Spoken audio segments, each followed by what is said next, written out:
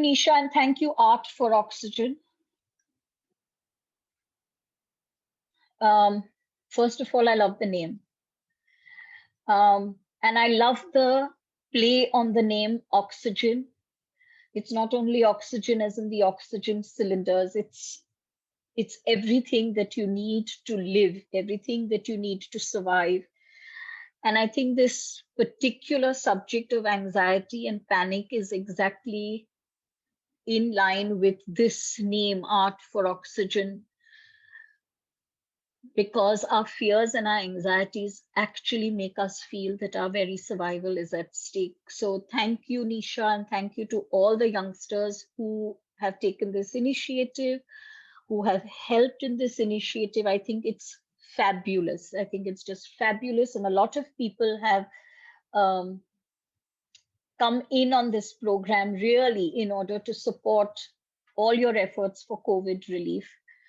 A large number of people have messaged me that due to work and other things happening at this particular time, they are used to my programs being at night. So they've said, we've bought our tickets, but please send us the link and we will join in through the link, which is absolutely fine. For me, it was that the money has come to the charities, and then whenever everyone does the program at their convenience. So thanks a ton, Nisha. Thank you.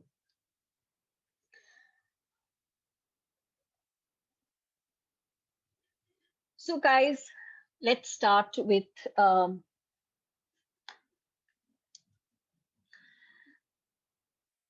this particular day. Let's start our program with why this day. So, when Nisha approached me, I instantly jumped and said, I want to do it on this particular day. I was hoping that that particular day was not taken up by some other organization or another person doing a program for Art for Oxygen. And I was thrilled when it was available. So why? Why June 21st? Yes, we all know it's the summer solstice. But you know, that was not really the only reason for choosing 21st. This is an extremely unusual solstice day. As every year, the summer solstice begins with the sun moving into the Cancer sign, which is actually my sign, my sun sign.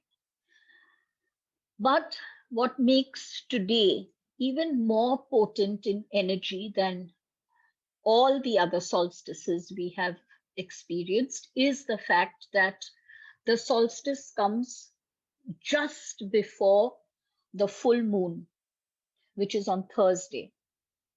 Um, and this full moon is in Capricorn.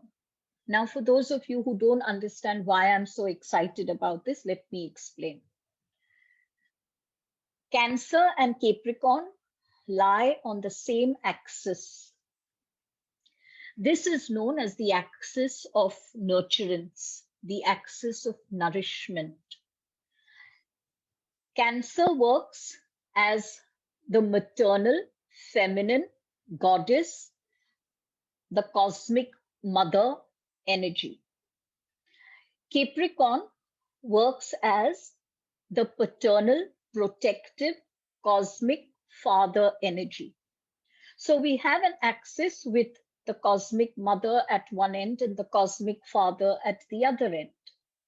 Now see this wonderful cosmic juxtaposition. Obviously, if Cancer is the cosmic mother, the essence of Cancer is the feminine essence. And Capricorn being the father principle, the essence of Capricorn is the masculine principle. We have something unusual going on. The sun is the masculine principle, and the moon is the feminine principle. And on this particular day, going into not only this week, guys, and this is something to remember, the potential of this energy moves into the next fortnight. So what we do today The meditation that we shall end with today, you can actually do every single day for the next 14 days or even the next 21 days. And I can guarantee you, you shall see a huge difference. Why do I say I guarantee you? Because the meditation, the program, everything has been inspired by Cosmic Overlord JadeFire. So we have the sun energy, masculine energy, coming into the sign of Cancer, which is the feminine principle. Isn't this a beautiful melding of masculine and feminine? At the other end of the axis, we have the moon energy, feminine, coming in to the sign of Capricorn, which is the masculine principle. Once again, a beautiful melding of masculine and feminine. Why am I so interested in all of that? Why is that so important? And why is that so important that it made me choose this particular subject? I have gone through all my programs that I have done for equinoxes and solstices, and I realize I've never been guided by JadeFire to bring in this particular subject at any time during a solstice or an equinox. So why this particular solstice with this particular subject? If truth be told, there is not one amongst us who is not going through anxiety today. I was talking to a very, very dear friend of mine this morning, and I was telling her, I am going to be 60 on 11th of July. In my 60 years, I don't remember being anxious. You know, I've always told my husband, who would go through anxiety, as I can sympathize with you, but I can't fully empathize because I've not gone through this. So I don't really know what you're going through. I have tons and tons of clients, including children and teenagers who come to me, and by divine grace, I'm able to help them through their anxiety. Even then, I've not gone through it myself. In the last few months, maybe in the last 6 months, I have been going through anxiety almost every single night. Yes, the fact is that over the years, I've helped so many people. I've learned so much about myself. And this accumulated wisdom helps me to overcome these nightly episodes. But they are almost nightly. And sometimes it lasts for 5 minutes, 10 minutes, and sometimes I'm just tossing and turning till 5:30 and 6. And you know, this is not amnesia, and it is not that I've forgotten all the things that I've learned, and it is not being not able to sleep. No, it's none of that. I can feel my stomach churning with anxiety. I can feel my thoughts racing. I can feel my hands getting clammy and cold, and then wanting to throw off the covers because I'm simultaneously feeling hot as well. And it almost every night, I follow what I'm going to share with you in order to calm down, in order to come back into a state of equilibrium, into a state of balance. So, you know, as I'm speaking to you today, I really know anxiety. By divine grace, my anxiety, maybe because of the fact that I know already what to do at that time, has never gone into the space of panic. But I can visualize, I can imagine what it would be for anxiety to escalate into panic. So today, as I sit here and speak to you, I actually know what each one of us is going through. It's not just a talk. It's not just a lecture. It's a sharing from a space of authenticity. I know what each one of us is going through.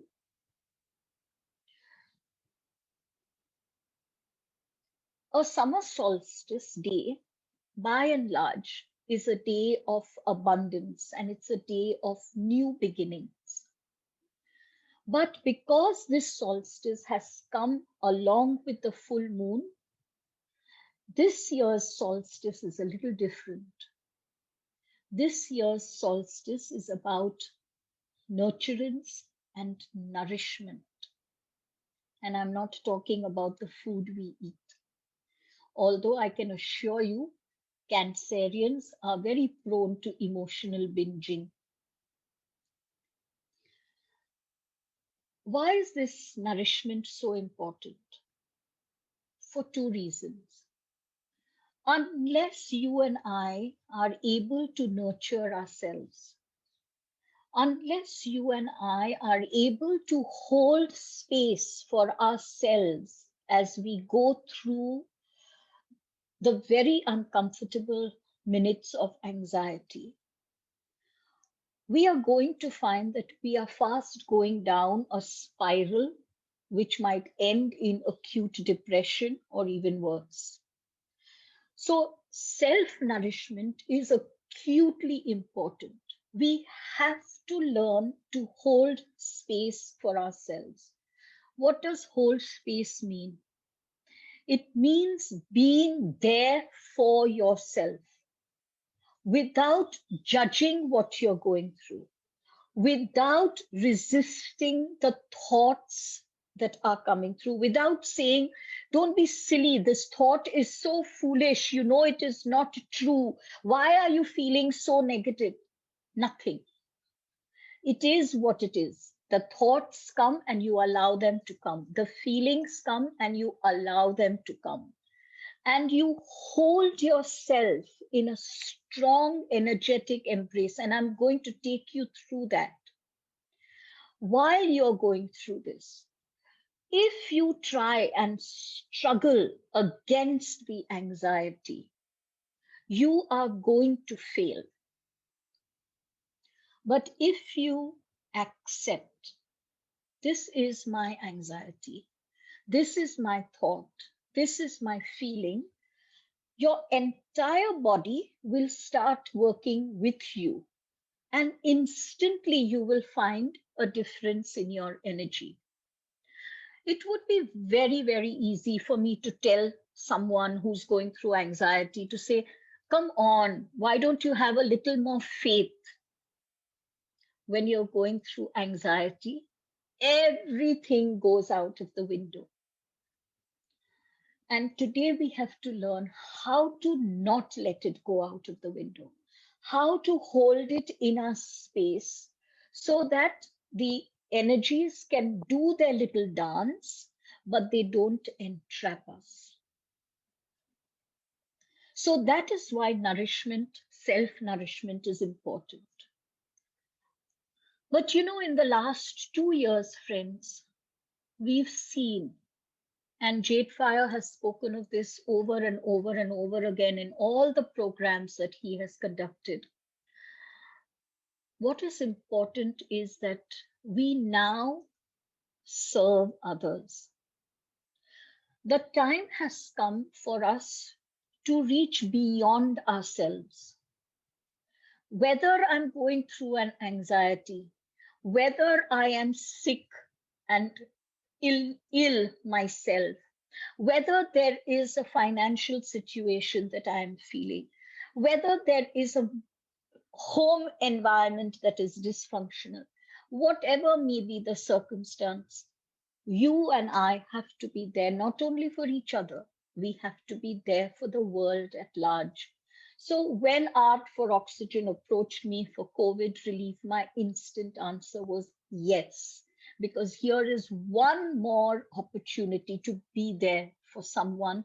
And, you know, to be there for people, we don't even know who will be helped. And that is the joy of service. We love helping, serving, and being with people we love and care about. But the essence of service goes way beyond our emotional ties. The essence of service lies in the fact that we give our service freely and fully to anyone and everyone, even those we don't know at all. It's only when I can nourish myself, it's only when I can hold space for myself that I can actually hold space for another person. To hold space for that person is exactly the same as holding space for yourself. Allowing the other person to go through whatever they are going through.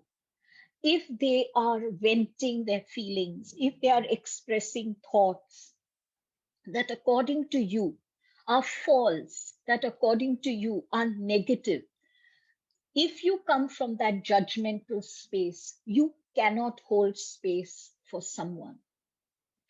A few days ago, I gave an example to a few people in a masterclass. Visualize a beautiful gold vessel, like a large chalice. It's brilliant, it's radiance, it's gold light emanating. Into that chalice, you put in divine nectar. Does the chalice change at all because you have put in divine nectar? Does it grow larger? Does its light grow more brilliant? No, it remains what it is. Now we pour out this nectar, and into this chalice we pour in sewage water.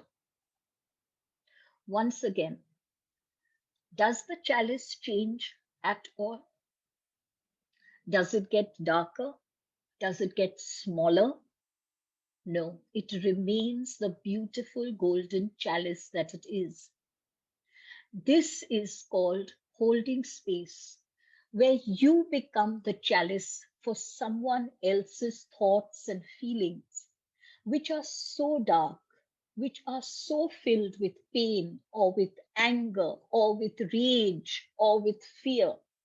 You allow all of that to be poured without judging it, without calling it by any label.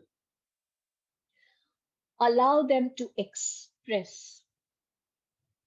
At this time of holding space, there is no question of going into action mode. This is a very strong lesson I've learned from my own daughter, where she once told me, maybe 2, 3 years ago, Mom, when I come to talk to you, I am not coming to you to ask you for advice. I just need to speak. And it took me aback, and I realized how poorly I was holding space for her. Instead of just listening, not just hearing, listening, I was instantly going into action mode. Do this, do that, take Bach flower, do this meditation. And she says, Mom, I already know what I need to do. I just need you to be there while I vent, while I express. And that is holding space. To just lovingly, silently, in loving embrace, hold space for someone so that they can empty themselves. If after that they ask you for help, then that's the time you come in and say, okay, here's the help I can offer.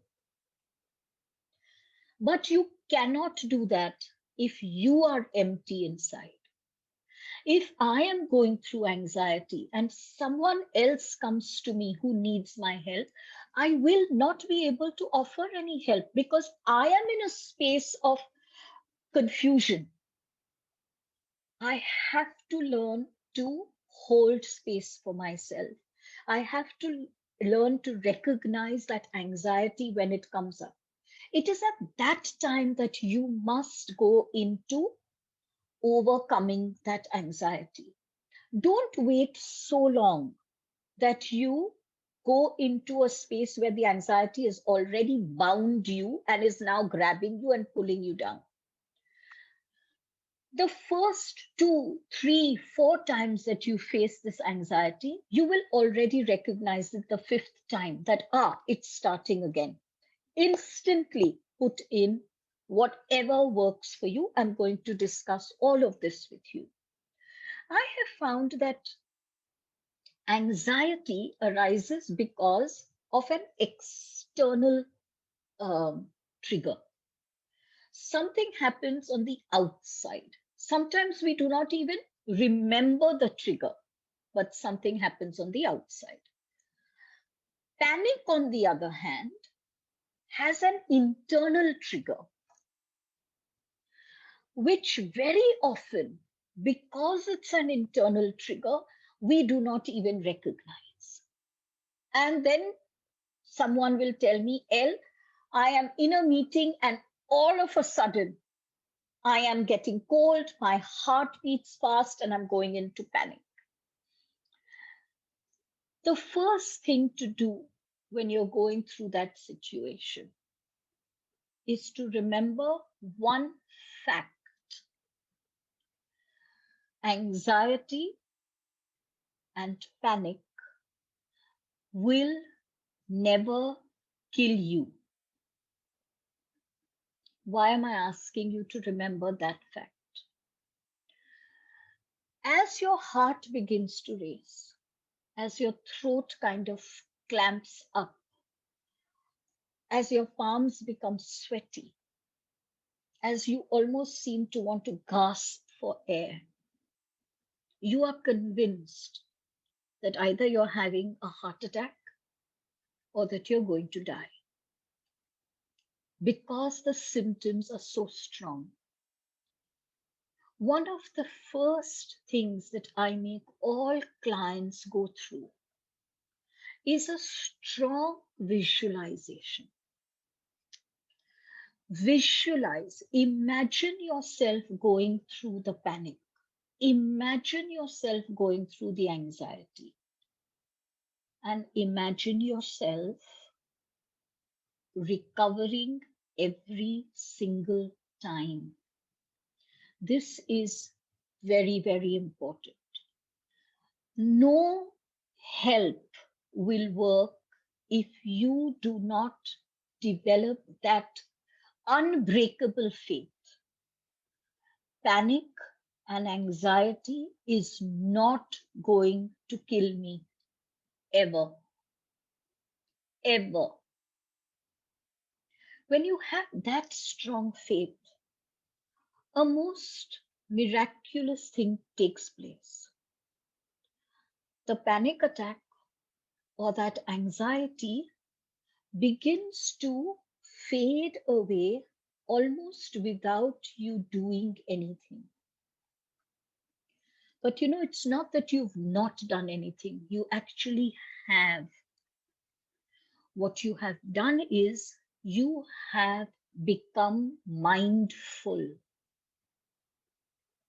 When our thoughts, when our feelings are running away from us, are entrapping us, we are not being mindful.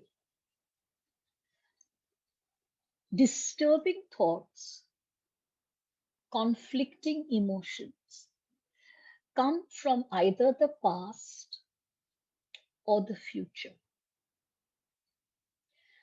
As soon as you come into the present by reminding yourself, this is not going to kill me, I am stronger than this, what happens is your energies move from the past into the present, from the future into the present. There is a groundedness and a centeredness. Just like the sun and the moon are coming together in perfect unison, when you move from the past and the future into the present, your masculine energies, your feminine energies become one. And without you trying anything, they ground themselves into Mother Gaia, feminine principle, and they anchor themselves into the cosmic sun, masculine principle. And there, between these two divine principles, you are held strong and steady. When you have attained this, then you start using the other tools, which we shall discuss.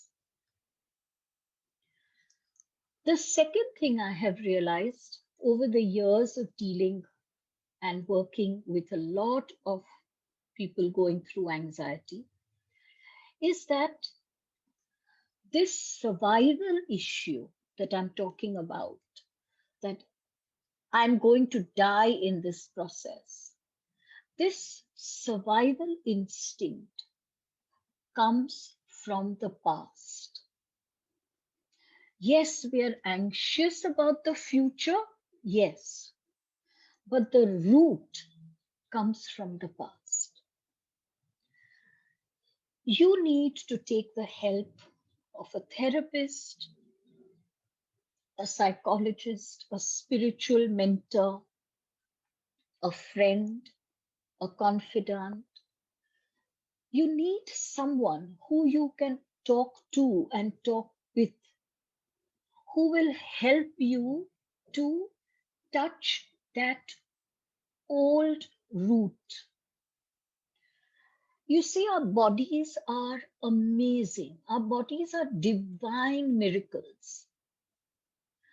When we go through situations in our lives which are deeply wounding, our energy field puts a lid over it, not to suppress it, but to help you live a life that is not ruled only by this. If this lid was not present, many of us would by now have had huge mental and emotional collapses. We have to thank our bodies for looking after us. Our bodies help us by closing it. That lid goes up only at the time when your body knows you are now strong enough to deal with it. So, my beloved, beloved friends, when you and I go through anxiety, the second thing we have to do is to say, well done. You have become strong enough to look at that old trigger, to bring it up from the subconscious, to address it and to let it go. Till we do that, that old trigger is a hook that is constantly going to cause us pain. So what do? We attempt to look back into our childhood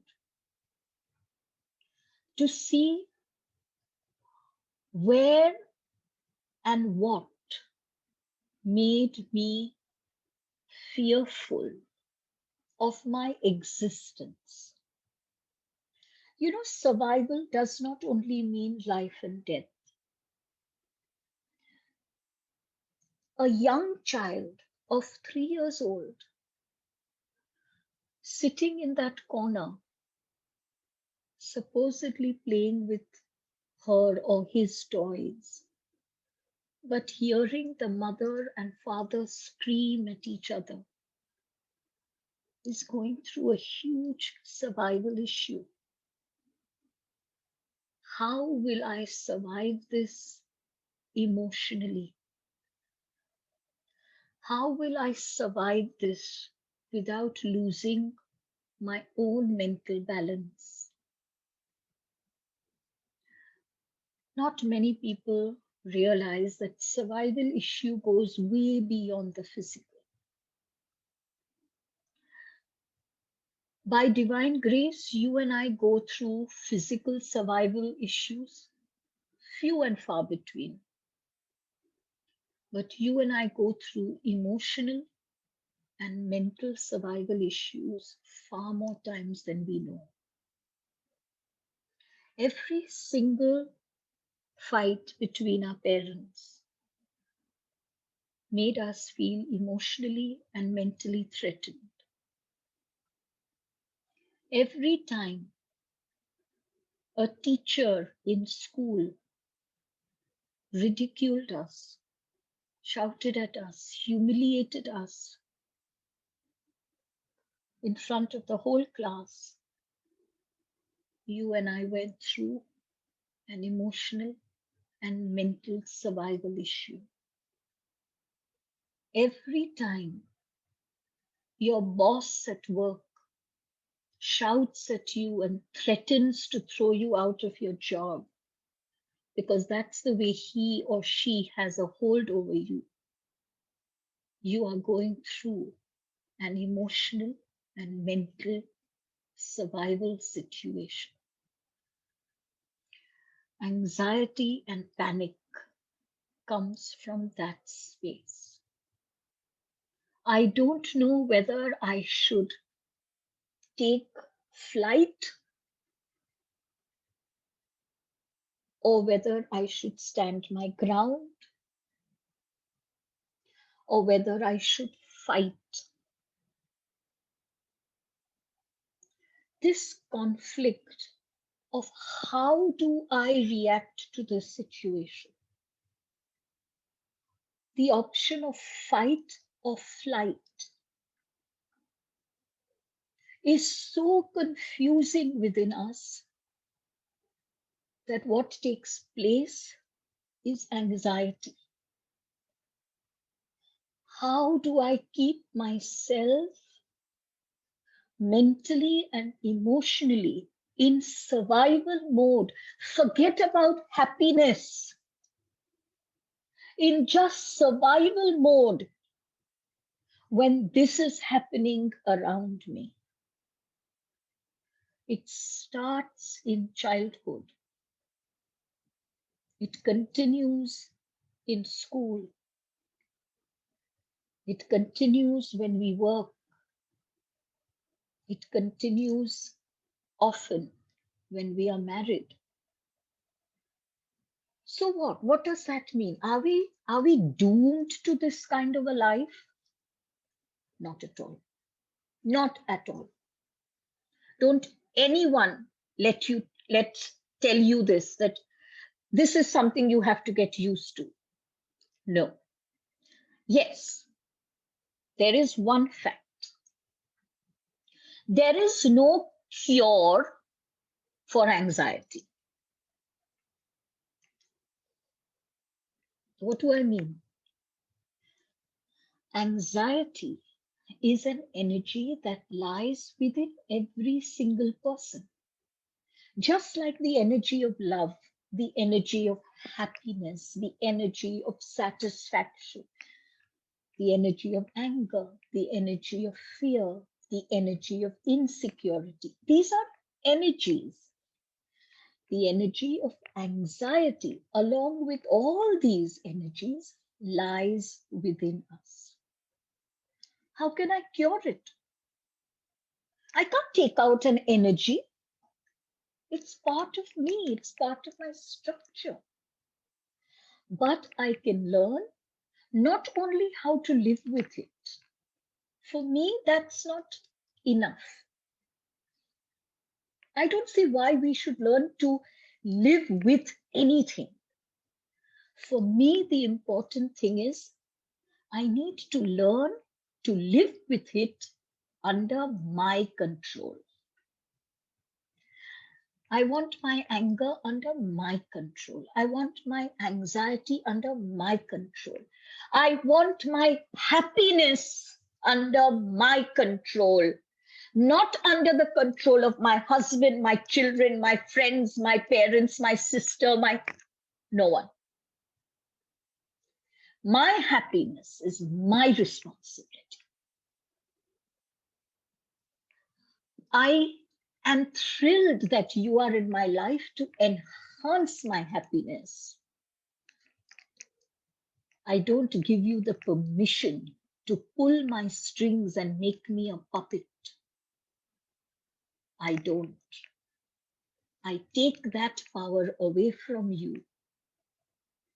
Every energy of mine is mine. I don't fight it. I am not ashamed of it. So, have you gone through a panic attack? So what? Join the club.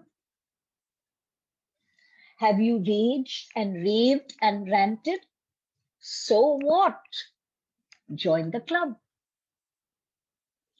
Do you feel guilty and ashamed? Oh, you are just one in a million. Do not allow any energy that you hold within you to make you feel small. When you do that to yourself, those old triggers become larger than what they are. That is when panic attacks become so exaggerated, because those triggers are becoming larger in your mind, in your perception. They are becoming larger than what they really are. Yes, there are people who come with so many different reasons for their anxiety. It's a job, it's a family, it's an illness, it's a death, it's money, it's a relationship. I think there are as many triggers as there are people. Those triggers are important for one reason. I need you to look at those triggers and recognize that the trigger is small and you are big. My clients turn around and tell me, Elle, how can I keep this in mind? Because I am feeling so scared at that time. I don't know what is happening to me at that time. All I want to do is get under the covers and escape from the world. And I say, yes, I know. It's your energy.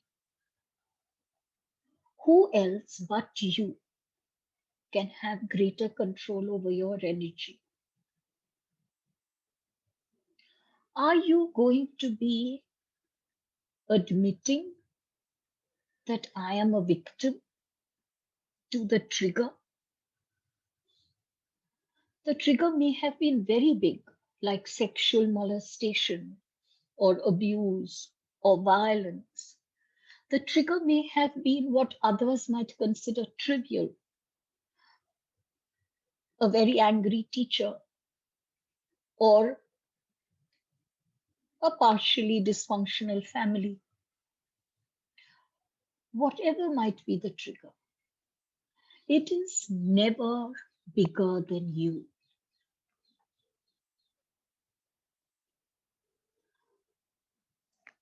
If I have a glass and there is water in the glass,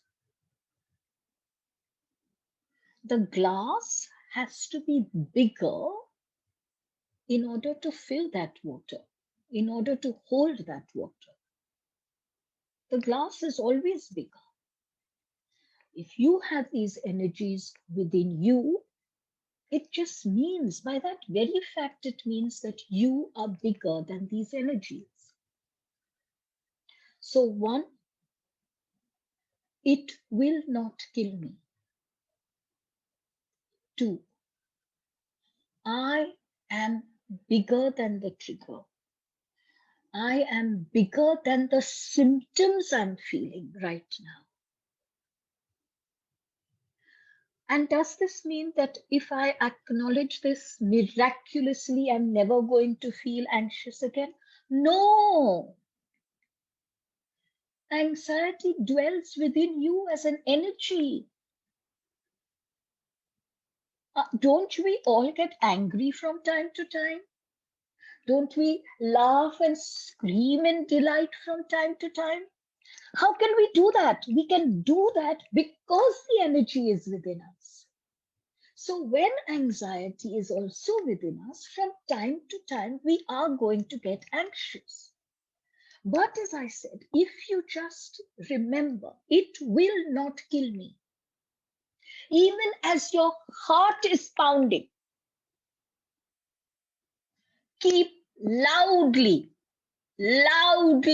so that you can hear it. Keep loudly saying, this will not kill me.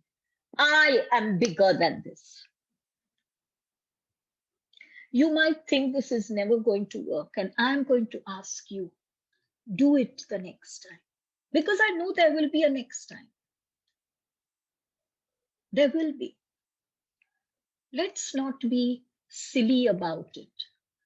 Just because you go to a therapist, just because you go to a spiritual mentor, how can this person put their hand in and remove an energy out of you? They can't. It's your energy. And they can't make you bigger than that energy. Only you can, by the faith you have in yourself, by the belief that you have in yourself. So I have, let's say, every night when I'm anxious, because my son is going to university in the next 1 month. As soon as I get these anxious thoughts, I just drop everything that I'm doing. Whether I'm lying down or I'm sitting at a computer, I just stop doing everything.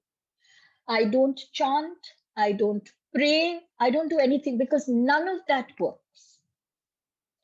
I remind myself, which means I am coming into the present. I'm becoming mindful. I remind myself that this will not kill me and that I am larger than this. The next thing you do, you've done these two things. Now you come to a third stage. Once you have kind of become a little more calm because you know it is not going to kill you, because you know it is, you are larger than it. The third thing is to identify the thought and the feeling. So I will identify. I am anxious because I am concerned about the well-being of my son, who is going to be all alone in America. So I have identified what is making me anxious. You know, guys, as soon as you identify something, it immediately loses power over you. I don't know how it happens. I'm not a psychologist at all, but it happens. So you notice it and you name it. You identify it. I notice that I'm anxious. What is the thing I'm anxious about? I'm anxious for his well-being when he's all alone in America. Okay, now I've gone through 4 amazingly strong steps. By now, I'm already breathing easy. But do I stop there? No, there are still 2 more stages to go through. As soon as I've named it, I then refocus my thoughts. So I know my thoughts are running haywire because I'm concerned about his well-being. I now have to refocus. You see, it becomes easier at this point. Why? because I've already come into a state of balance. I refocus. What can I refocus? How can I refocus? Well, at this stage, if you want, you can start chanting. You're refocusing your attention on the chant. You could refocus by singing. Sometimes I've refocused by going into the kitchen and cooking because I love cooking. You refocus on an activity that makes you feel good. If you like chanting, do that. If you like cooking, do that. If you like to watch TV, do that. So what if it is 3 a.m.? Why are we also bound by this human concept of time? You do what you need to do at the time you need to do it. Simple. So refocus on an activity. Do you like reading? All right, switch on a reading light and start reading a book. But if you take this step of refocus without going through the first 4, it will not work. It will not work. You have to go through it will not kill me. You have to go through I am bigger than it. You have to go through noticing the thought and feeling. You have to go through identifying and naming it. Only then will refocus work. So refocus for 2 minutes, 3 minutes, 5 minutes, 10 minutes. And then the last step that completely moves you out of that experience is re-engage. Re-engage with a person. Re-engage with a pet. So you have to re-engage with something that is living. You can focus upon something that is inanimate, like a book or a cake batter. But you have to re-engage with a person. My clients have a blanket instruction to them. Call me at any time. If you're going through something, you never need to go through it alone. You never need to go through it alone. At that time of re-engage, call up a friend, wake up your partner, play with your pet. If none of these are available, re-engage with a talk show, not a serial, a talk show where someone is talking, where people are chatting. What happens here is you're re-engaging with that group. You become part of the talk show. 6 steps to return to mindfulness in the here and the now.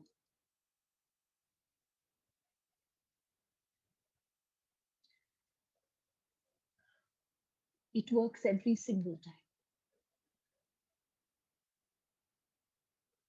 Another way to re-engage is to walk in nature. Nature is a living entity. She is Gaia, the mother of us all. Walk amidst nature. Go to a spot of gardening.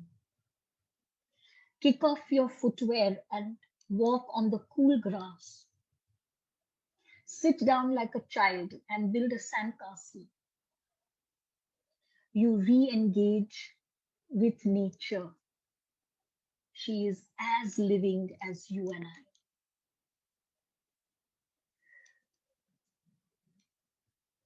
When you're working to heal yourself, to nourish yourself, what you do for self, you can then do for someone else. And you know, our universe is so amazing. Every time you help someone else, you help yourself. But you have to first know how to help yourself. Then you can help someone else. The most important thing we all have to learn is to hold space. Hold space for yourself. Hold space for someone else. Stop, stop, stop, please criticizing yourself. Stop finding fault with yourself. Oh my God, if I had to make a list of my faults, I don't think I'd end for a month. But you know what? So what? So what? Just as you have that arm-long list of flaws, you have an even longer list of strengths and beautiful personality traits. And both make us human. Both make us human. Why are we running away from our shadow selves? Hey, they're there, so what? You want to do something about it? Go ahead and do it. But don't do it because you're judging yourself, because you're criticizing yourself. Do you know what happens when you do that? When you live criticizing yourself subconsciously, unconsciously, what you land up doing is blaming the others. Then you blame someone else for your anger.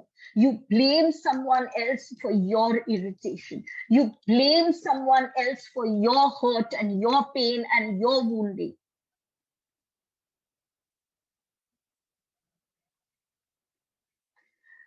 Do not give that power to anyone.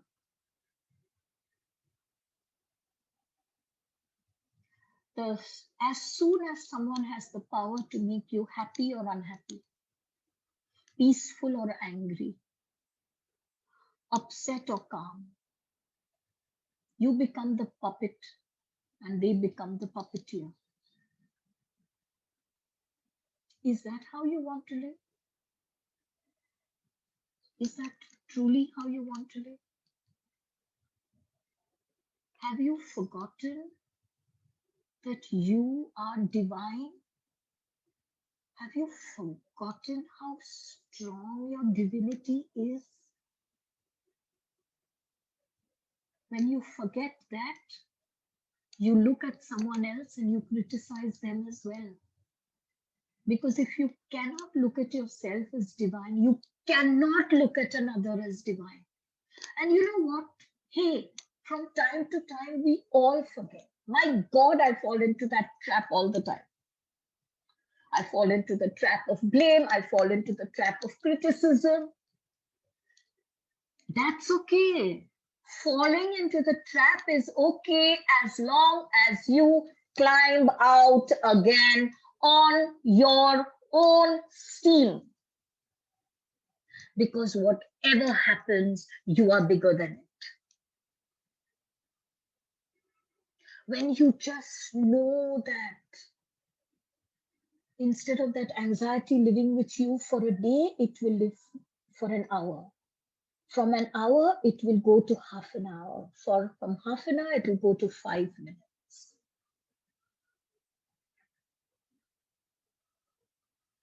So what are we going to do today?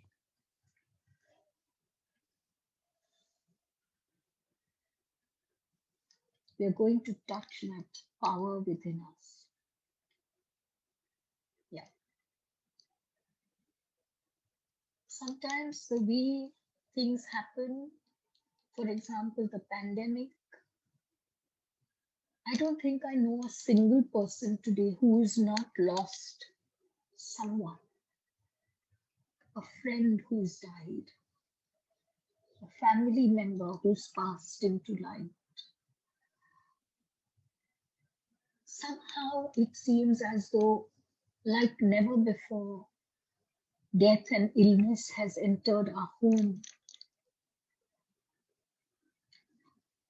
And not only has death and illness entered our home, but our friends and our loved ones who used to enter our homes are not entering our homes anymore because of the pandemic. And it's creating so much turmoil. And in all of this turmoil, we are forgetting our own God self.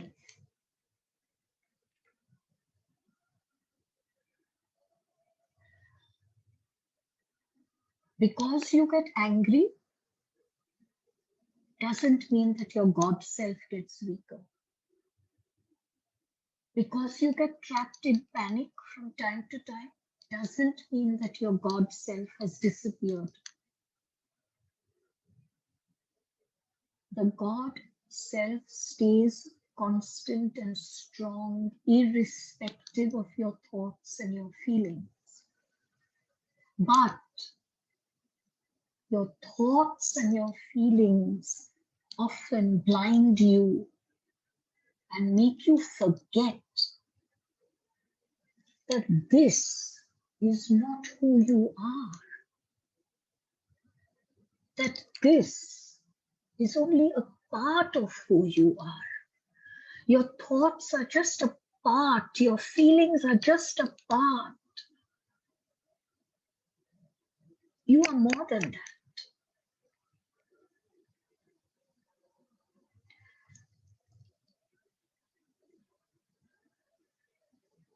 Many people have told me about the traumatic situations they have gone through in their lives. What is trauma? Trauma is an energy that makes you believe that you are out of control, that you are not in control of your situation. Trauma hits your energy system so hard that it makes you believe that the world outside has control over you. It makes you go into a helpless and hopeless space of darkness. But many people have not understood trauma really. Of course, having been kidnapped or having faced an accident or a sexual assault, all of these are traumatic. And of course, you know that. But what you might not know is that trauma does not have to be a big situation. I work a lot with children, youngsters, teenagers. Maybe a fortnight ago, a youngster, he's about 20, 22. He rang up and said, Auntie, I really need to talk to you. I said, what happened? He moved from, now he's really become so much better with his anxiety and panic. But he went through something, which to you may sound really, I mean, what is the big deal in that? For him, it was trauma. He has lived in a certain area of New York for the last 5 years. Suddenly, his landlord asked him that now the landlord was selling and blah, blah, blah, I don't know what, but he had to move out of his apartment. With COVID times, etc., he was uneasy about renting out an apartment in a building he doesn't really know. So his friend told him, listen, I'm not in New York right now. I'm traveling. I'm going to come back after 2 months. My home is empty. Go there and live there. Sounded like a great option. But it was in a completely different area of New York. So he moved there. But he was traumatized. He said, Auntie, I'm going out. I don't know a single person. I look around at the shops. I don't know the owners of the shops. I don't know the grocers. I don't know the milkman. I don't know my butcher. He was genuinely traumatized because from his old trigger, change is something traumatic for him. So you see, friends, trauma does not have to be an assault. Trauma is an assault on your emotions, on your mental stability and balance. Recognize that. When you don't recognize that, and I'm so happy he immediately called up and said, I need you right now. Because if he had said, oh gosh, I'm not going to tell Elle all about this, how silly now, I just have to learn to deal with it, I'll get used to this area. What would have happened is his panic and anxiety that has become so much better would have come rushing back. But by talking about it, by allowing himself to see this, that this is traumatic for me. It may not be traumatic for 1,000,000 other people. This is the power of the spoken word.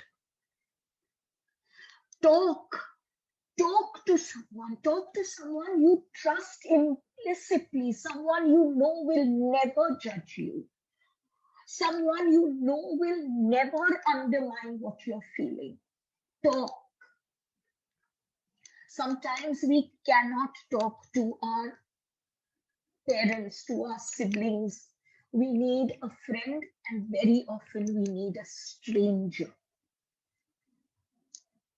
Find whoever it is that works for you. But talk. The power of the spoken word is immense. As the sound leaves you, the trauma energy also leaves you. Do you know, I remember reading, and I've actually done this in my own workshops. I remember reading years and years ago about this trauma therapist who runs absolutely amazing workshops. I'm not even sure which part of the world now, it's so long ago. What he or she would do is, there would be about 15 participants in her workshop, not more than that. She would have 2 lines of chairs, 15 chairs, and inside. And the chairs would be facing each other. Every person had to move before the trauma workshop started. The first thing every person would do is tell their story one by one, not to all the 15 simultaneously. No.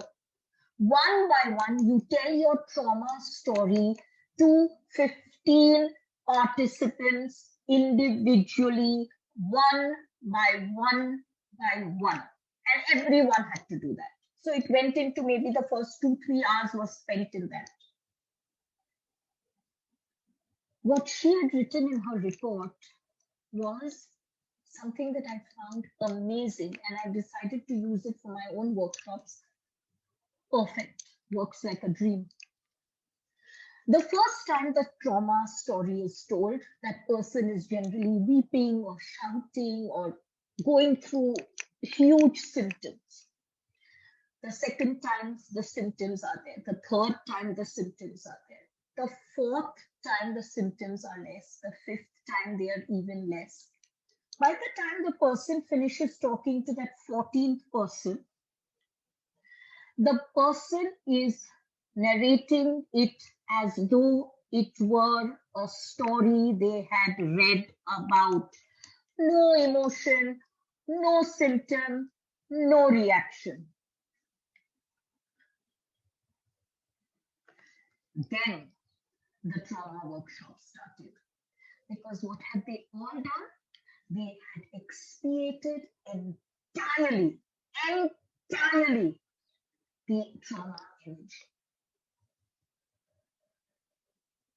Never underestimate the power of the spoken word. So let's start on our meditation today. We are going to use the fire of the sun. We are going to use the cool, loving energy of the moon. And using that, we are going to find our own power. We are not only going to find our power, we are going to experience our power.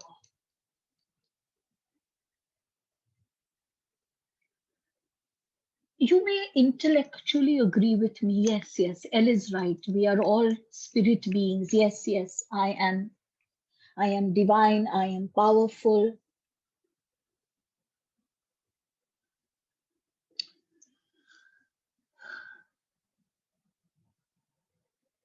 Do you experience it though? Or is it only an intellectual awareness? Do you actually live it? Unless you experience it, you will not be able to tap into it at the time you need it the most, when that anxiety is just at the threshold. That's the time you need to instantly access it. Instantly access it.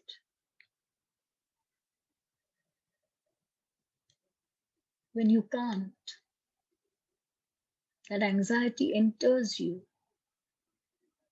And the longer it stays, the stronger it gets as panic. Anxiety results from a trigger outside of you. Yes, in your past, very often, but it's outside of you. Panic is the hopelessness and despair inside of you. The hopelessness that this thing that is outside of you is going to consume you.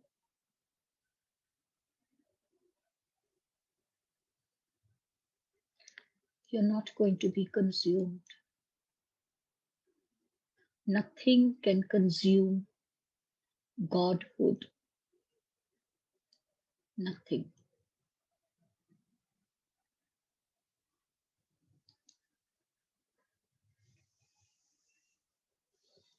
We're going to take a 2-minute break. I'm going to ask you to get up and have some water. You may want to light a candle or some incense sticks close by. You may want to keep your crystals with you if you want. Whatever it is, if you find that your clothes are uncomfortable, take these 2 minutes to get into your loose, comfortable, old, beloved clothes. 2 minutes.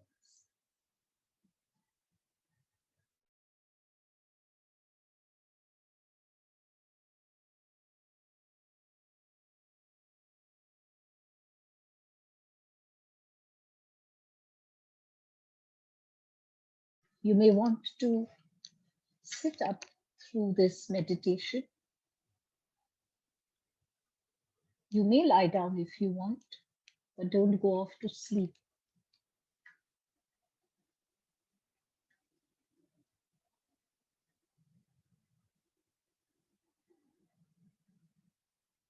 Take a comfortable posture.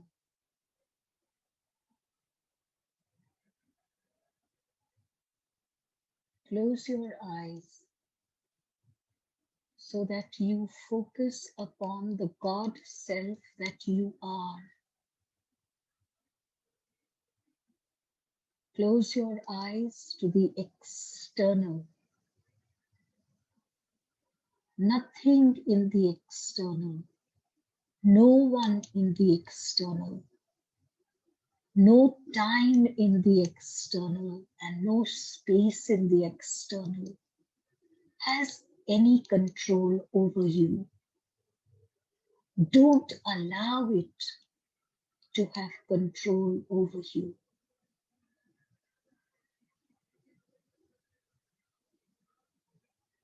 As you shut your eyes, remind yourself, I am the God self. I am more than my thoughts. I am stronger than my feelings. I am far bigger than my body. I am the God self that I am.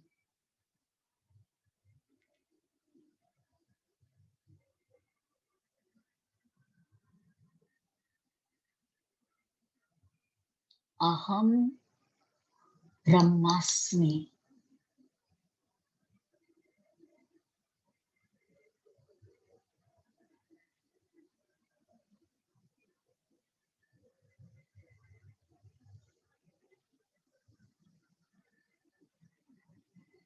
If you are sitting on a chair, ensure that your feet are touching the floor or are folded under you.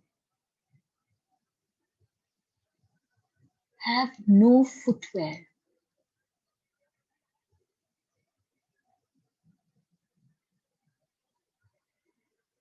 You are completely safe. All around you is the divine nature, Mother Gaia. All around you is the strength of the cosmic sun empowering you. All around you is the goddess Luna sharing her gentle silver nourishing light with you. You are held and supported by this holy trinity. You are safe, completely safe.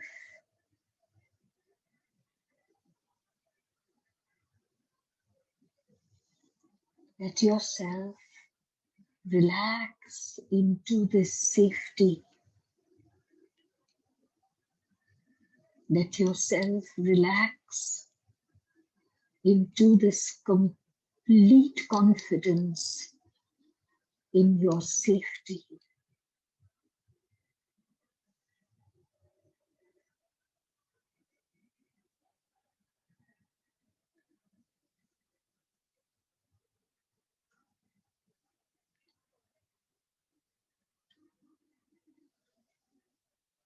Breathe in gently and deeply through your nose. And as you breathe in, let the breath and the prana go deep into your belly. Experience your belly like a balloon that expands with every breath. And breathe out all the stale air through your mouth with a soft, sighing sound.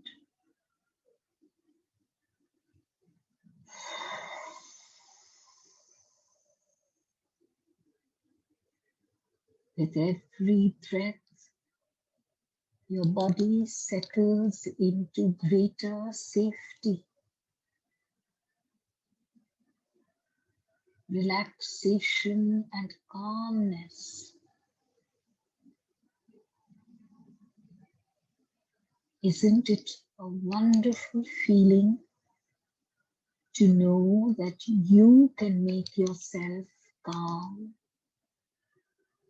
Isn't it wonderful to become aware of the fact that your breath, your every breath, can make you feel secure, safe, and tranquil?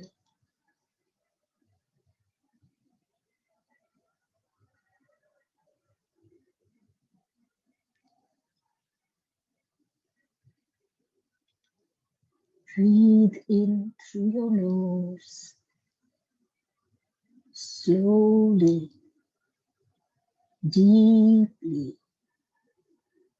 and out through your mouth, releasing everything that you choose not to have within you. It is your choice. It is your body. It is your mind. It is your heart. Only you have the choice of what to hold on to and what to let go.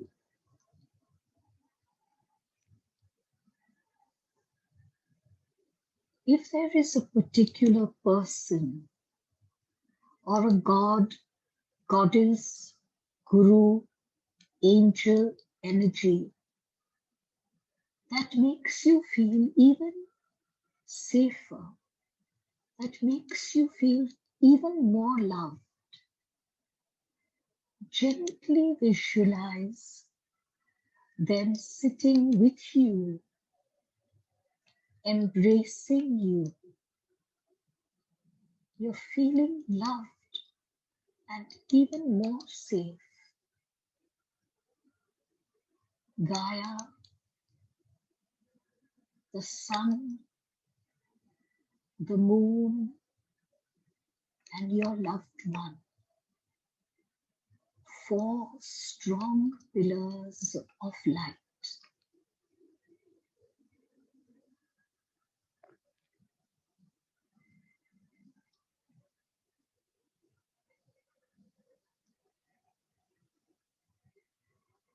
As you continue to breathe in and out,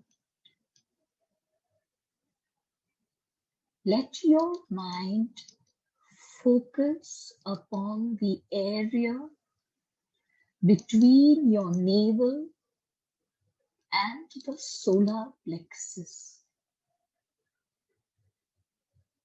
The area between your navel and your solar plexus.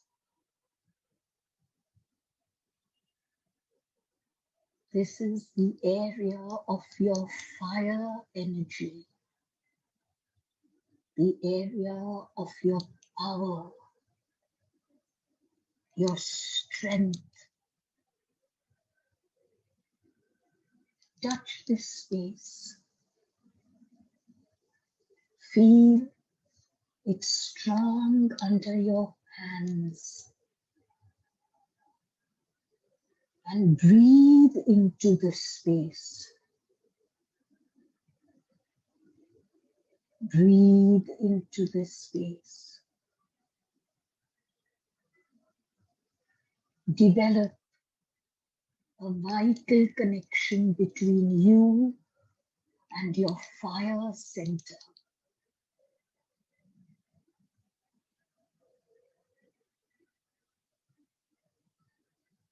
Breathe in the energy of the sun.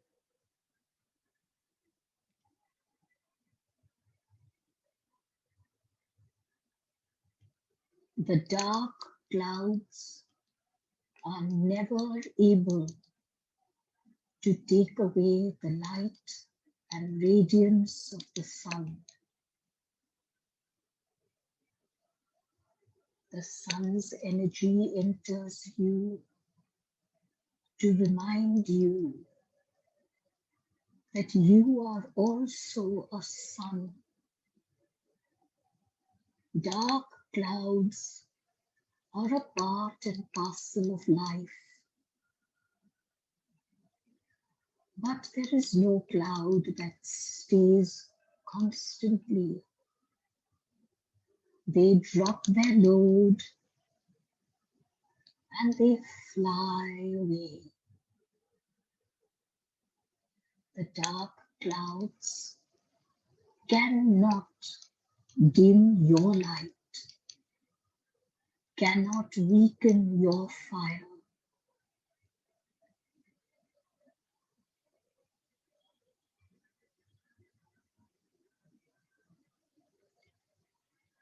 I am the energy of divine fire. I have the power to be all that I desire.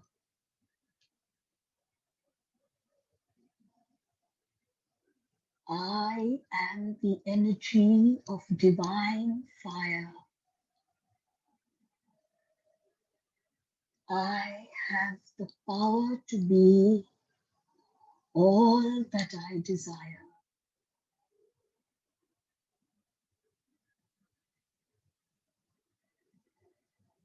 I have the energy of divine fire. I have the power to be all that I desire.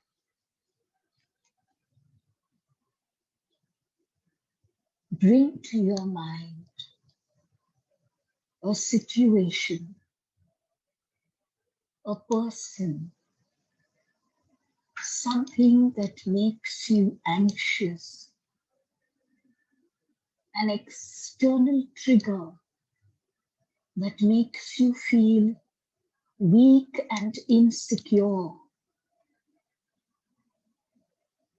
Bring your mind to that. Visualize it. See it. Imagine this person. Imagine the situation. Whatever memory your mind may bring up just now, don't fight it. That memory is very significant.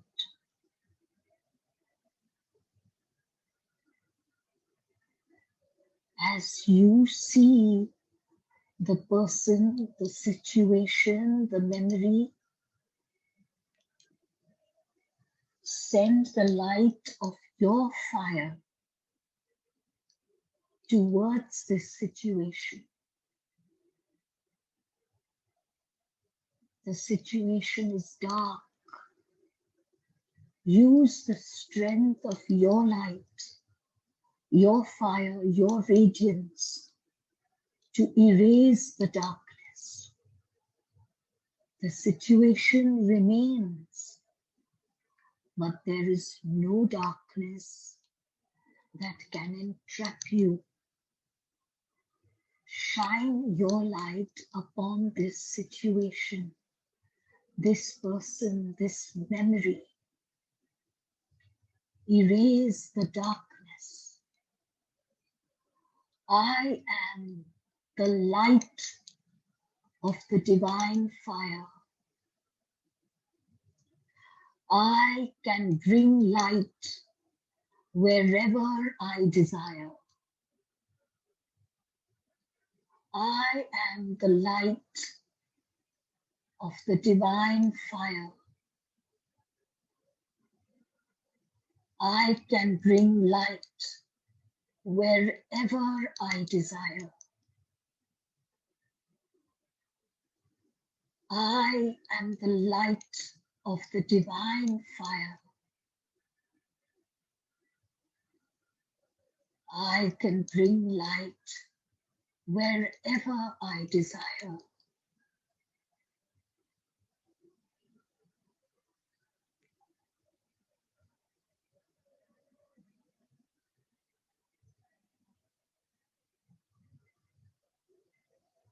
Continue breathing in the light of the sun.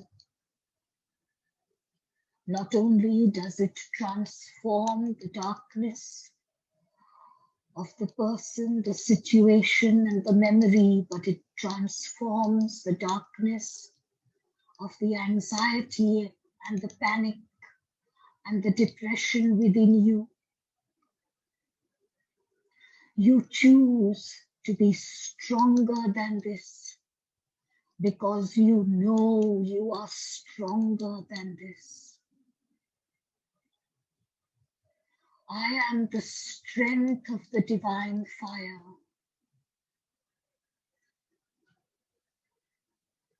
I am as strong as I desire. I am the strength of the divine fire. I am as strong as I desire.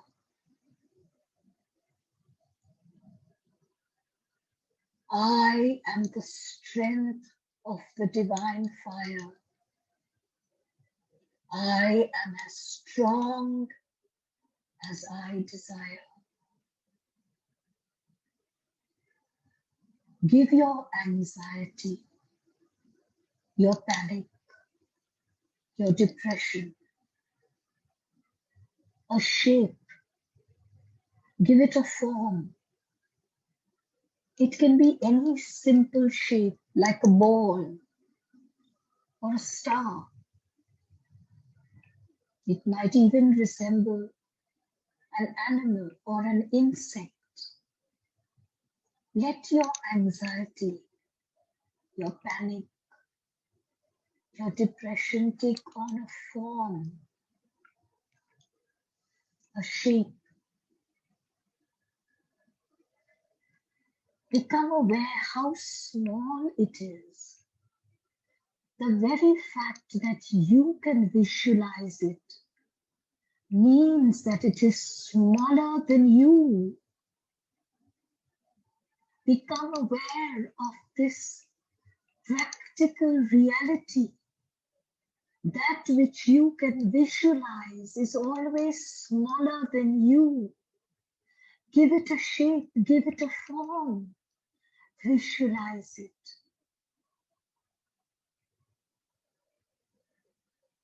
Now put your right hand out and let the fire energy emanate from the palm of your right hand.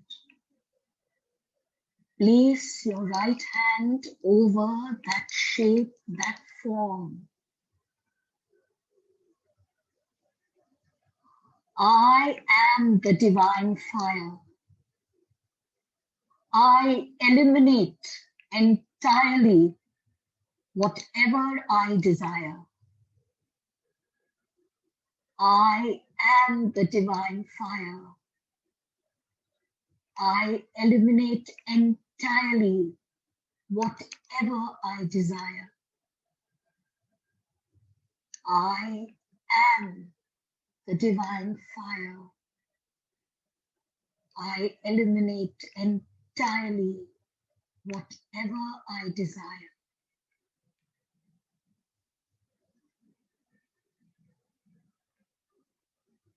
Feel your power. This is how strong you really are. You have the ability to eliminate whatever you do not wish in your life. You have the ability to create whatever you do wish for in your life. Only you have control over your life.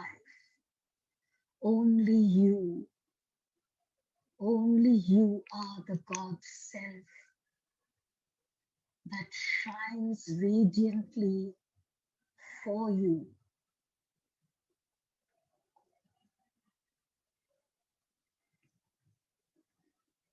Bring your hands now upon your chest. Place both your hands upon your chest.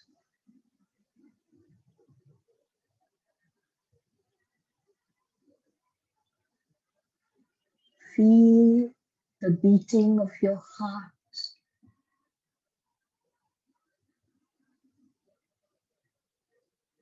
It beats strongly and steadily. This is you. This is your life.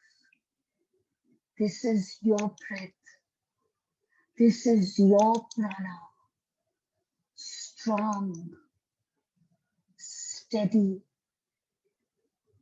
rhythmic. Focus upon the beating of your heart.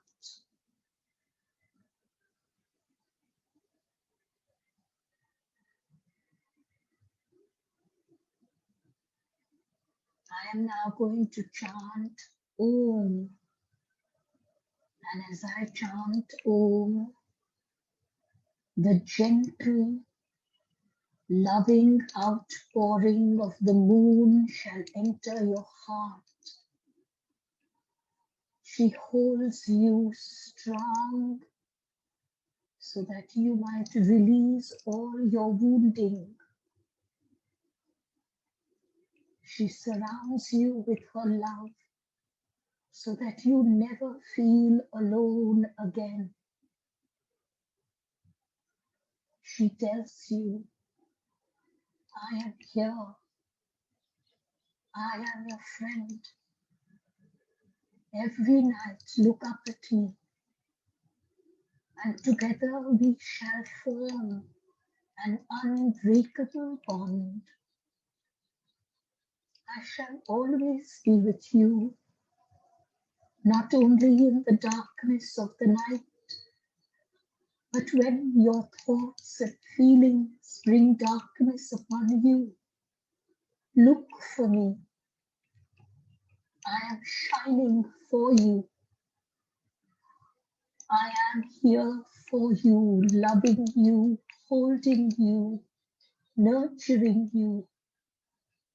Rest in my breast. My light shall take away all darkness. The light of the moon enters your heart, your chest, your lungs. Continue to feel your heart. Continue to experience the love of the moon while you hear the Om chant.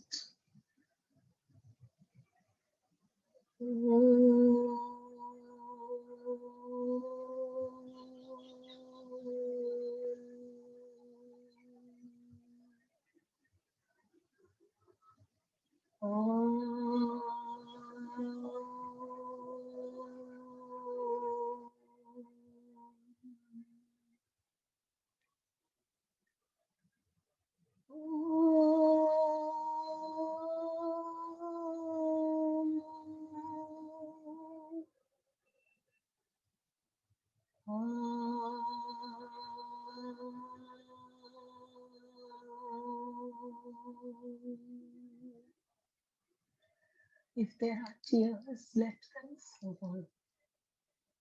Hold nothing back. The moon is purifying you, liberating you, releasing you from the darkness that so often threatens to overwhelm you.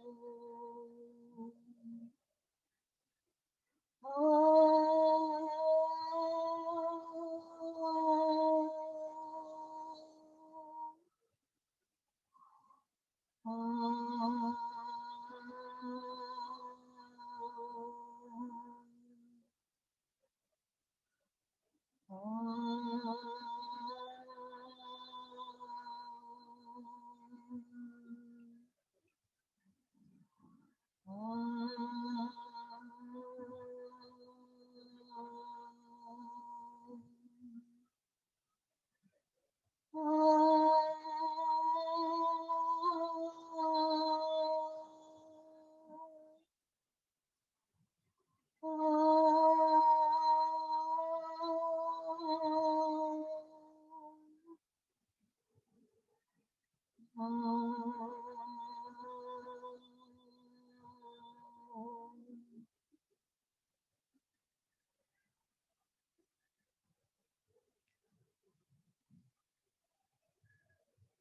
this minute, in this here and in this now, I make a solemn vow to love myself as I have never loved myself before, to nurture myself as I have never nurtured myself before, to be there for myself, to support myself, to nurture myself, to love myself as never before. I make this vow. Whatever be the situation, however grievous my fault, I shall not criticize myself. I shall endeavor to change and transform without any criticism, without any self-negation. For I am proud to be who I am. I am proud to be what I am. I am proud to be the light. I am proud to be love. I am proud to be the self of God that I am. I am the goddess. I am the God. I am the guru. I am everything I require.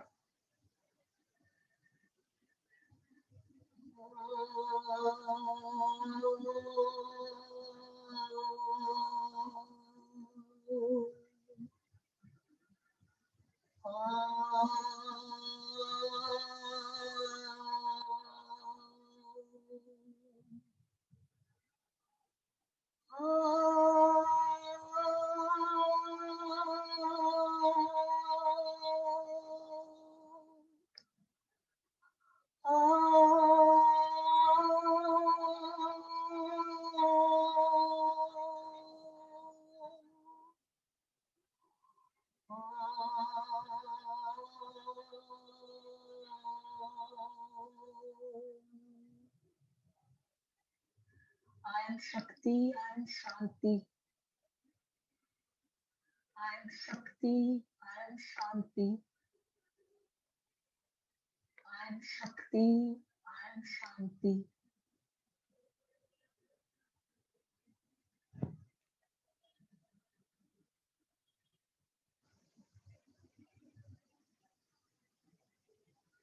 Place your hands now upon your knees. Your knees hold so much fear, so much insecurity, so much tension, so much anxiety. Hold your knees. Let them feel the strength of your hands as they hold. Let them feel how strong you are.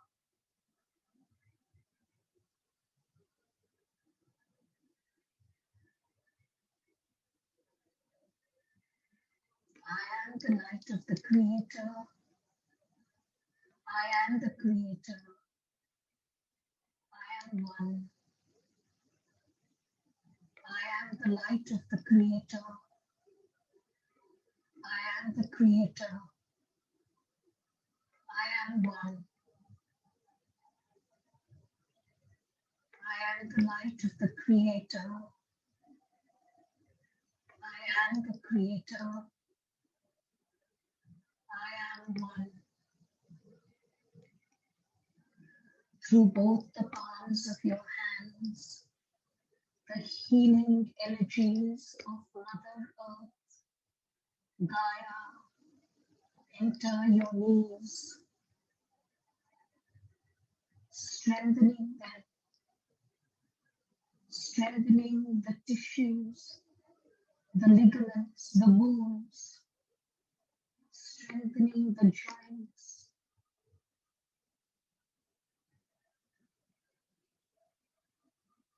You are strong, you are stable, you are grounded. You can hold yourself up.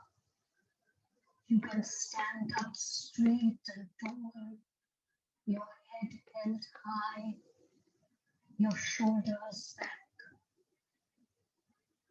You feel the pride and honor of who you are.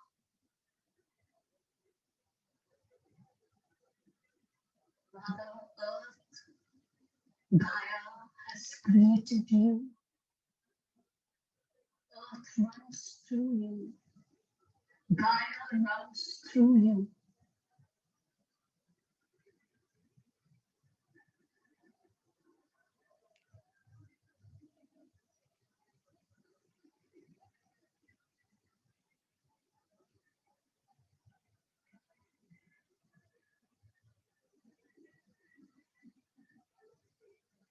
Breathe the energies of Earth into your knees.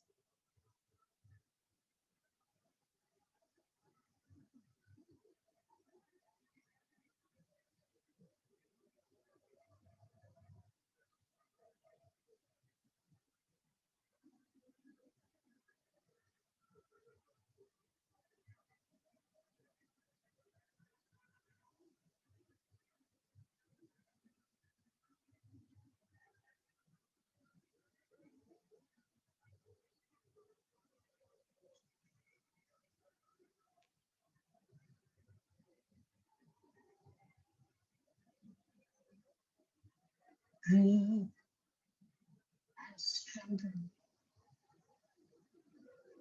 Breathe and strengthen.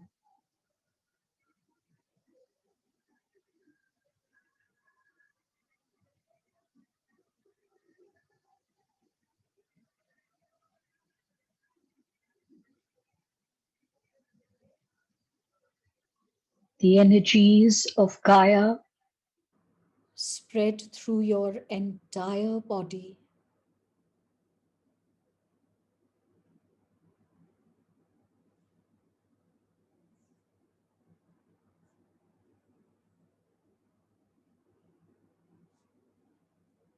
Feel how it flows through you.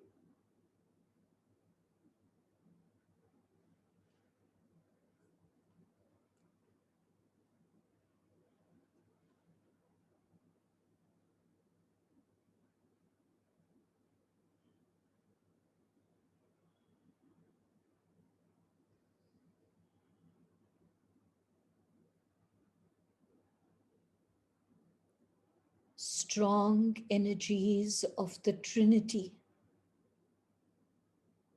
Gaia, Sun and Moon, flowing through you.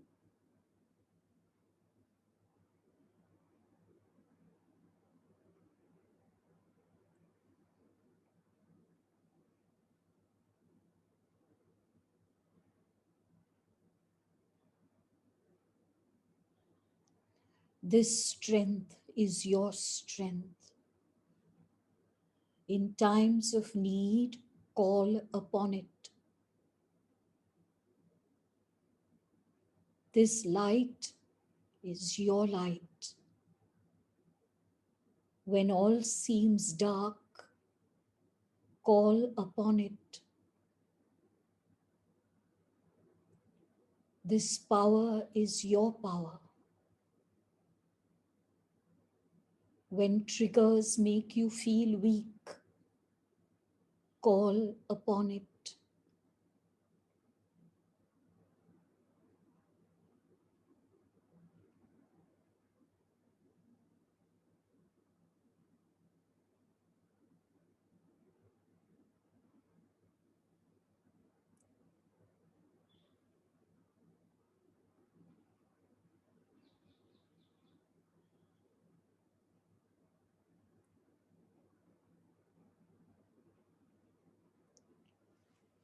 Join your hands at your heart center.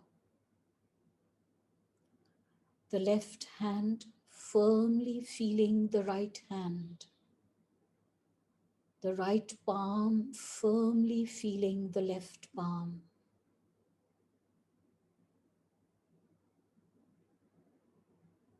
The masculine and feminine in perfect unison. All is here, all is now. The past has no hold over you. There is no future for you to be anxious about. All is here, all is now. You are safe, you are protected, you are loved.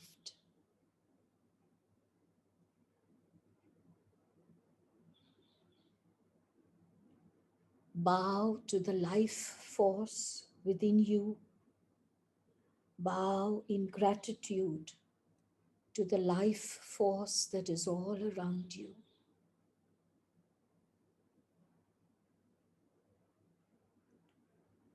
Embrace yourself. Embrace yourself in a deep hug. I love you.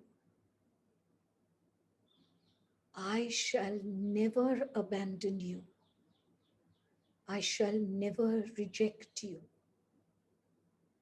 I love you. I am always here for you. I am your strength. I am your guide. I am your counsel. I am father. I am mother. I love you. I love you. I love you.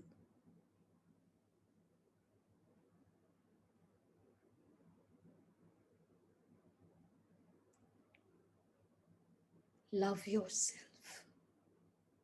Love yourself. And whenever you are ready, you may gently open your eyes.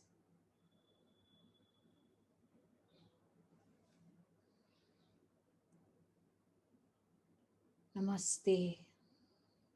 The God in me recognizes the God in you.